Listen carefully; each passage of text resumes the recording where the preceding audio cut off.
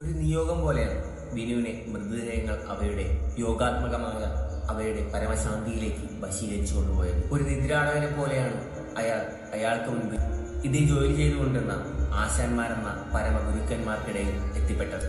തന്റെ 15-ാം വയസ്സിൽ തന്റെ സ്വന്തം സഹപാഠിയുടെ തന്നെ മൃതശരീരം ഒരു കയത്തിൽ നിന്ന് വലിച്ചു കയറ്റിക്കൊണ്ടായിരുന്നു ബിനുവിന്റെ തുടക്കം.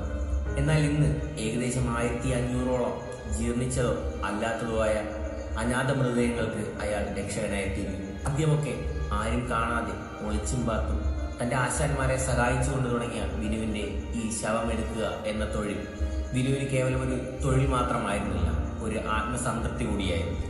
ജീർണിച്ചതോ പുഴുവരിച്ചതോ ദുർഗന്ധം വമിക്കുന്നതോ അതുപോലെ തന്നെ ട്രെയിൻ കയറി ചതഞ്ഞതോ ഇതൊന്നും തന്നെ ബിനുവിനെ തന്റെ ജോലിയിൽ നിന്നും തടഞ്ഞിട്ടില്ല. കാരണം അനാഥമായി കിടക്കുന്ന മൃതദേഹത്തോട് ആദരവ് കാണിക്കണം എന്ന് തന്നെയായിരുന്നു ബിനുവിന്റെ നിർബന്ധം.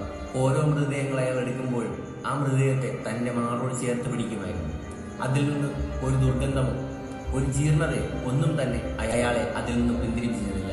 എന്നാൽ ബിനു എന്ന ചെറുപ്പക്കാരൻ ഈ മൃതദേഹങ്ങളോട് കാണിച്ച ആദരവിന് നമ്മുടെ സമൂഹം അയാൾക്ക് നൽകിയെന്നു ശവംവാരി എന്നൊരു പേരും അതുപോലെ തന്നെ അവഗണനകളും മാത്രമായിരുന്നു. ഈ പുസ്തകത്തിനിടയ്ക്ക് ബിനു ഇങ്ങനെ പറയുന്നു: പയ്യപ്പയ്യന് സമൂഹത്തിന് വേണ്ടാത്തവനായി മാറിക്കൊണ്ടിരിക്കുകയായിരുന്നു. എന്താണ് ഞാൻ ചെയ്യുന്ന കുറ്റമെന്നും ഞാൻ എങ്ങനെയാണ് വെറുക്കപ്പെട്ടവനായി മാറിക്കൊണ്ടിരിക്കുന്നതെന്നും ആദ്യമൊന്നും എനിക്കൊരു പിടിയും കിട്ടി. പുറമേ നിന്ന് നോക്കുന്നവർക്ക് മുന്നിൽ മിനിങ്ങി നിൽക്കുമ്പോൾ ഇരയായി കിട്ടുന്ന എലിയെ ഒറ്റയടിക്ക് കൊല്ലാതെ തട്ടിക്കളിച്ച് ശ്രമിക്കുന്ന പൂച്ചയാണ് സമൂഹമെന്നും പിന്നെ പിന്നെ ഞാൻ അറിഞ്ഞു. കുടുംബത്തിൽ നിന്നും തന്റെ ഭാര്യയിൽ നിന്നും പുറത്തായതിനും ഒരു കാരണത്താലും തന്റെ തൊഴിലിനെ തള്ളിപ്പറയാൻ തയ്യാറല്ലായിരുന്നു. ഈ ശവം വാരുക എന്നൊരു തൊഴിൽ കാരണം ഒരു ഹോട്ടലിലോ ഒരു കടകളിലോ ഒന്നും ഒരു തുള്ളി വെള്ളമോ ഒരു ആഹാരം പോലും നൽകുകയുണ്ടായിട്ടില്ല എന്ന് വളരെ വ്യക്തമായി തന്നെ തന്റെ ആത്മകഥയിലൂടെ ബിനുവിടെ അവതരിപ്പിക്കുകയാണ്. എന്നാൽ ഈ എല്ലാ അവഗണനകളിൽ നിന്നും ബിനുവിനെ ചേർത്ത് പിടിച്ചത് കേരള പോലീസ് മാത്രമായിരുന്നു എന്ന് പലതവണ ബിനു ഈ പുസ്തകത്തിൽ പരാമർശിക്കുന്നുണ്ട്. ഏതാണ്ട് 2000-ന് ശേഷം ആരംഭിച്ച ബിനു എന്ന ചെറുപ്പക്കാരന്റെ ഐതിഹാസിക ഗീതം എന്ന് തന്നെ പറയാം. ഈ ഒരു ജീവിതകഥ തിരിച്ചറിയാൻ അല്ലെങ്കിൽ സമൂഹത്തിന് മുന്നിൽ കൊണ്ടുവരാനായിട്ട് ഏകദേശം 20 വർഷത്തോളം എടുത്തു.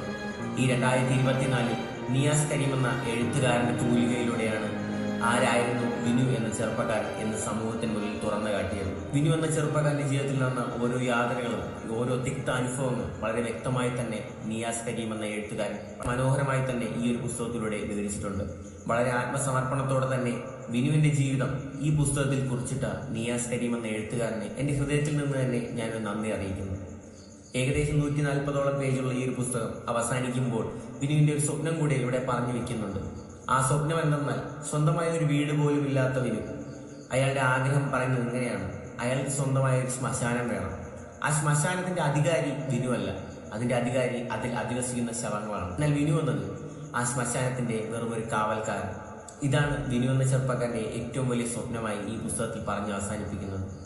മാതൃഭൂമി ബുക്സ് പ്രസിദ്ധീകരിച്ച മരണക്കൂട്ടെന്ന ബിനുവിന്റെ ആത്മകഥ, നിയാസ് കരീം എഴുതിയ ബിനുവിന്റെ ആത്മകഥ ഈ ഒരു ദിവസം നമ്മുടെ സമൂഹം ഏറെ വായിക്കപ്പെടേണ്ടതായിട്ട് എനിക്ക് തോന്നുന്നു.